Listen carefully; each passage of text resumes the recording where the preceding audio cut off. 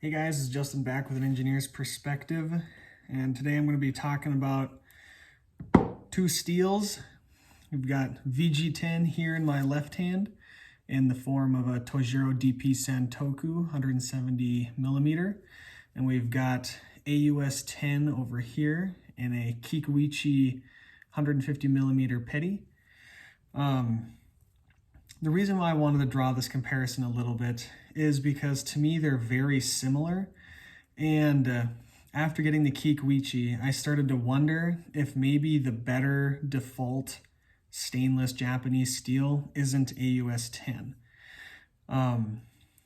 Initially it felt harder on the stones than this VG-10 did, and seemed to sharpen up a little bit different, breaks down fairly similar, but you know, what I thought I was seeing is that AUS-10 was performing a little bit better. And so I wanted to see, because I think a lot of people prefer VG-10, think it's the better steel. But I was thinking that maybe even AUS-10 was better. But I wanted to kind of take the anecdotal out of it and do some testing to really put to rest in my mind if I wanted to explore more of these AUS-10 blades, because I was thinking they might be a little bit better, or if I just want to be happy with the Tojiro VG-10. So what did I do? This Tojiro VG-10 has got a ton of edges on it, 10, 20, I don't know. This Kikuichi has about 4 or 5, but suffice it to say, either way, we should be well through the burnt edge steel that tends to come from factories, that even ones like Kikuichi that care. So we got through that steel. Now to compare them, I sharpened both of these on the Nano Hone 1K stone, and I got some B-roll coming in. So you see me sharpening it on the Nano Hone 1K. I did the Tojiro, then I did the Kikuichi so I could feel the difference between the hardnesses. And what I thought I had initially felt wasn't really there anymore. They felt quite similar on the stone there. After I finished up on the 1K, I moved over to the Shapton Pro 5K stone, and that leaves about a 3K finish. Shapton tends to kind of oversell their grit ratings there. Moved on to that stone, did the Tojiro first, then the Kikuichi again so I could compare them directly. The Shapton Pro doesn't have a lot of feedback, so I couldn't really tell the difference between the two because of that. But what I was most interested in is how they're going to then deburr on that stone, and that's a pretty decent stone for deburring, especially it's got great audible feedback. You can really hear that burr crunch. So when I went to go deburr, I was flipping it back and forth with kind of my light passes, meaning a strop and then a pull. And then after working that burr, finished with edge leading strokes to fully cut it off. The VG-10 seemed to do actually a little bit better on it from Tojiro, and keeping in mind that this is just one example of Tojiro VG-10 and one example of Kikuichi AUS-10. So keep that in mind that this will vary.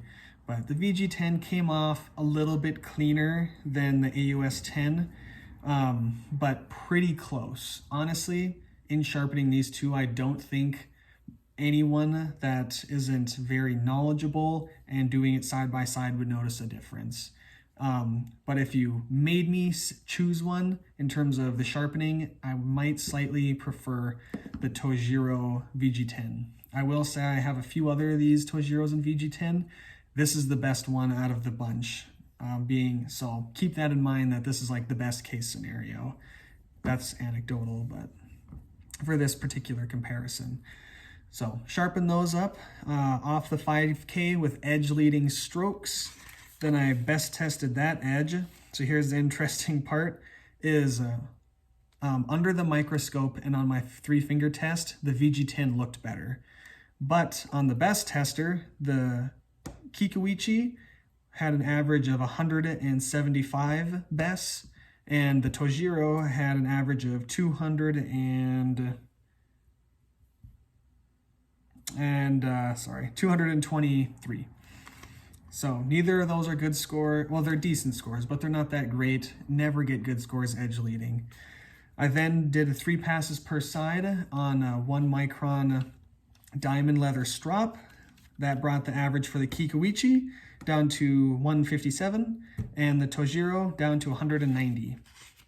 And that's where I started the next part, or the next phase of testing, which was edge retention.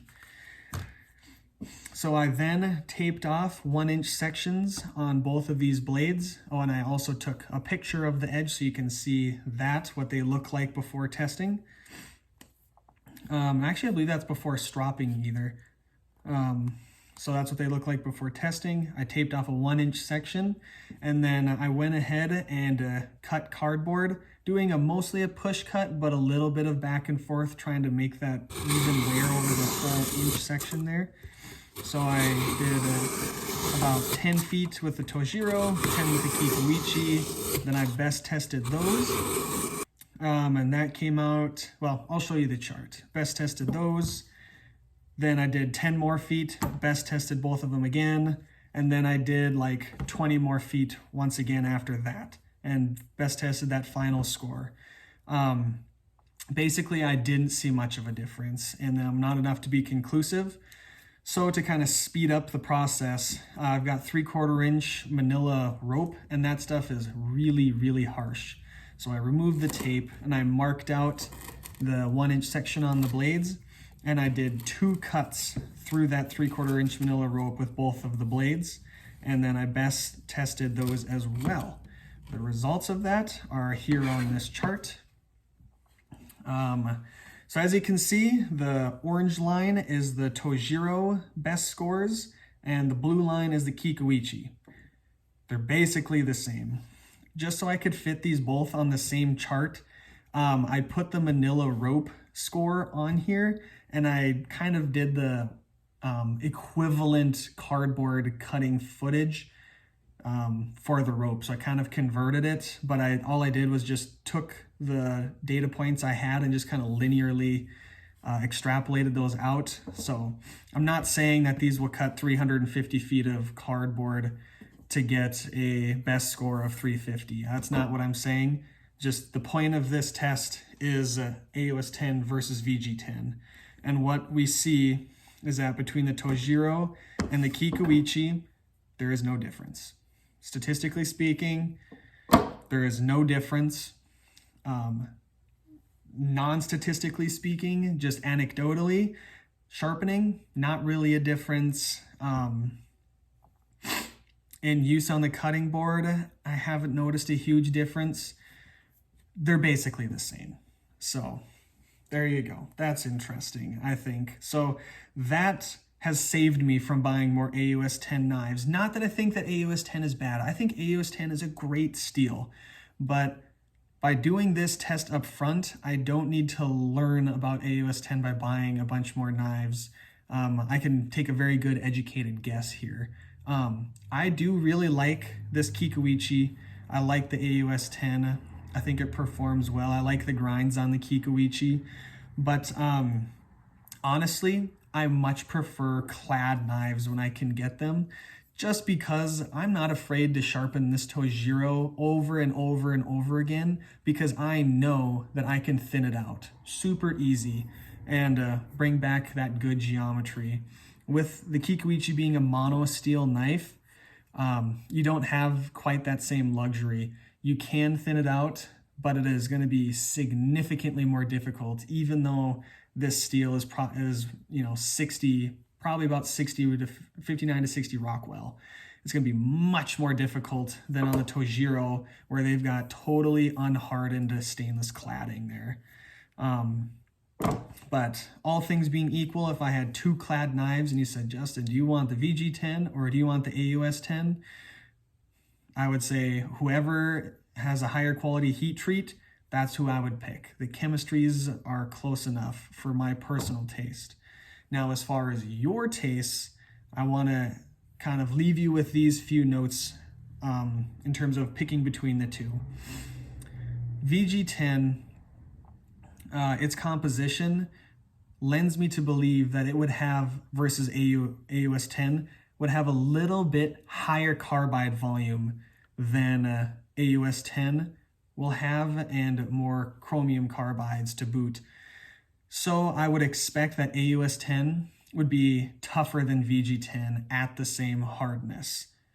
Also, AUS-10 has that little add of vanadium in there to help with kind of grain refinement. So basically the trade-off is all things being equal is your AUS-10 is probably going to be a little bit tougher and finer grained than your VG-10 will, with lower carbide volume, but very slightly, not enough to matter as we found out today. Whereas your VG-10 is going to be more stainless because it has a lot more chromium, it has a lot more molybdenum in there.